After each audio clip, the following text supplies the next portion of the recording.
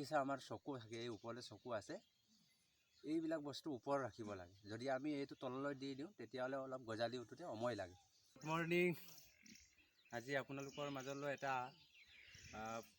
পুৰণি নীতি নিয়ম বা পৰম্পৰাগত বুলি ক'ব লাগিব। আগতে আমি যিহেতু নেকি গৰু দি হাল বাইছিলোঁ, সেই হাল বোৱা দৃশ্যাংশ আপোনালোকক অকণমান দেখাইছোঁ। আৰু এই মাটিডৰাত মই কি কৰিম আপোনালোকক কৈ আছোঁ।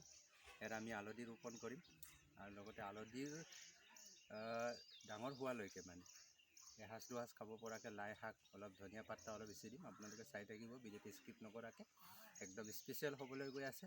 লগতে লাইক ছাবস্ক্ৰাইব কৰিবলৈ নাপাহৰিব। সকলোৱে মৰম আশীৰ্বাদ দিব বুলি মোৰ আশা থাকিল। তেন্তে ধন্যবাদ। বলক আৰম্ভ কৰোঁ। ফাৰ্ষ্ট অফ অল আপোনালোকক সকলোকে সুধিব বিচাৰিছোঁ যে কোনে কোনে হাল বাব জানে। কোনে কোনে হাল বাব জানে আপোনালোকে কমেণ্ট বক্সত কমেণ্ট কৰি জনাব। কিন্তু মই হ'লে হাল বোৱাত একদম পাৰফেক্ট আছোঁ। যিহেতুকে আমি আগতে আহু ধানৰ খেতি হওক বা আলি ধানৰ খেতি হওক নাঙল লগাই গৰু দি হাল বাইছিলোঁ। কিন্তু আজিৰ তাৰিখত আপোনালোকে গাঁৱে বুৱে য'তেই নাযাওক আপোনালোকে গৰু দি হাল বোৱা নেদেখিব। কালি অকল ট্ৰেক্টৰ, যিটো নেকি আজিকালি বৈজ্ঞানিক পদ্ধতি আৰু কম সময়ৰ ভিতৰত সঠিক উৎপাদনৰ বাবে চেষ্টা চলোৱাৰ ফলত আজিকালি ট্ৰেক্টৰ দিয়ে হাল বায়। মই কিন্তু আগতে নাঙল লগাই গৰু দি হাল বাই খেতি কৰিছিলোঁ। আৰু সেই পুৰণা যিটো স্মৃতি, এই স্মৃতিটো অকণমান মনত পেলোৱাৰ আশাৰে বা মনত পেলোৱাৰ চেষ্টাৰে নিজৰ ঘৰৰ চোতালৰ মাটিডৰাতে কি কৰিছোঁ, কিছুমান খাৰিফ শস্য উৎপাদন কৰিবৰ কাৰণে চেষ্টা কৰিছোঁ। খাৰিফ শস্য বুলি ক'লে হালধি, লগতে ভেন্দি, যিটো নেকি আমাক ডেইলি এটা ব্যৱহাৰযোগ্য ফচল হয় হালধি। আৰু লগতে আমাক এটা শাক পাচলি ঘৰত খুবেই প্ৰয়োজন হয়, তাৰ কাৰণে আমি ভেন্দি লগাম। আৰু লগতে ইয়াত মই এক গুলিত দুই চিকাৰ বুলি ক'ব লাগিব। এই মাটিডৰাত অলপ লাই শাক লগতে ধনিয়া পাতা সিঁচিছোঁ, যাতে বৰষুণ কম হ'লে দুই এসাঁজমান খাব পৰাকৈ। সেইকাৰণে কয় মানুহে মন কৰিলে চোন বাকৰি মাটিতে ধন।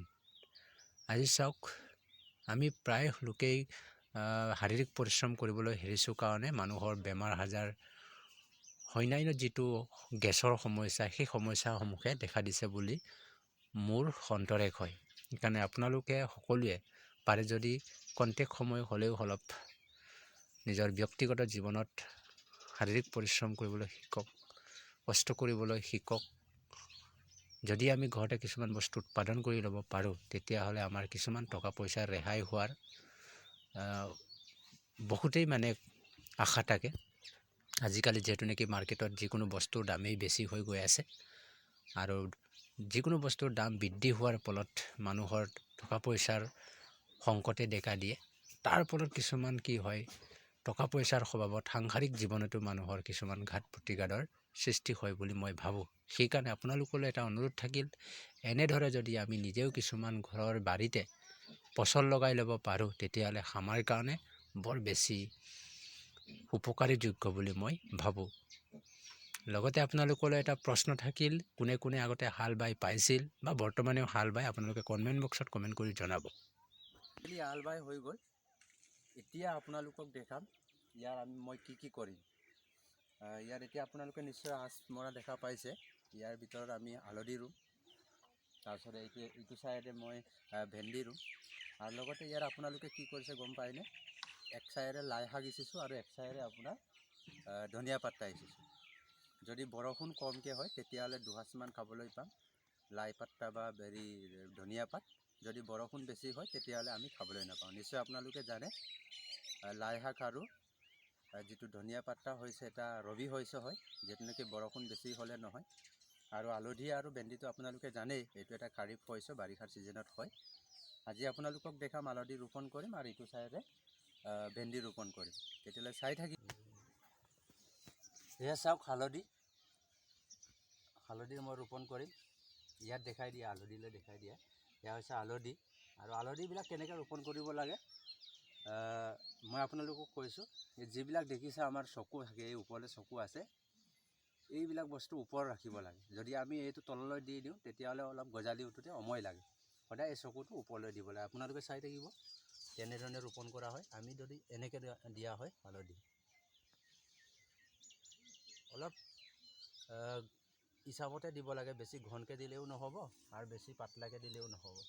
এতিয়া হিচাপত দিব লাগে আৰু চকুবিলাক সদায় ওপৰলৈ মূৰ কৰি দিব লাগে, যাতে গজালি ওলাওঁতেনে অসুবিধা নহয়।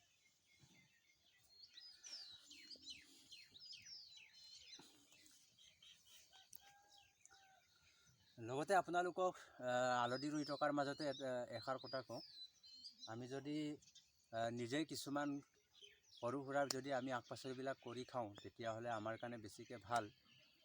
আমাৰ খৰচটো কম হয়, আমি বেছিকৈ বজাৰৰ পৰা কিনি খাবলগীয়া নহয়। আমি যদি কিছুমান বস্তু ঘৰতে উৎপাদন কৰি ল'ব পাৰোঁ। আপোনালোকে নিশ্চয় জানে আমি ঘৰতে হালধিটো উৎপাদন কৰিব পাৰোঁ। জলকীয়া হওক বা কিবা শাক পাচলি, ভেন্দি চেন্দি যিয়েই নহওক, আমি এই বস্তুবিলাক যদি আমি কৰি খাওঁ, তেতিয়াহ'লে আমি বজাৰৰ পৰা কিছুমান বস্তু কিনিবলগীয়া নহয়। এতিয়া আজিৰ তাৰিখততো আমাৰ যিকোনো শাক পাচলি হওক, যিকোনো বস্তুৰ দাম বেছি হোৱাৰ কাৰণে টকা পইচাৰ কিছুমান সমস্যা আহি পৰে। সেইকাৰণে আমি টকা পইচাৰ পৰা যাতে আমি বাচি থাকিবৰ কাৰণে কিছুমান আমি নিজে উৎপাদন কৰিব লাগে। মানুহে কয় নহয়, মন কৰিলে চোন বাকৰি মাটিতে ধন বুলি কয়। সেই কথাষাৰ একচুৱেলি মিছা নহয়।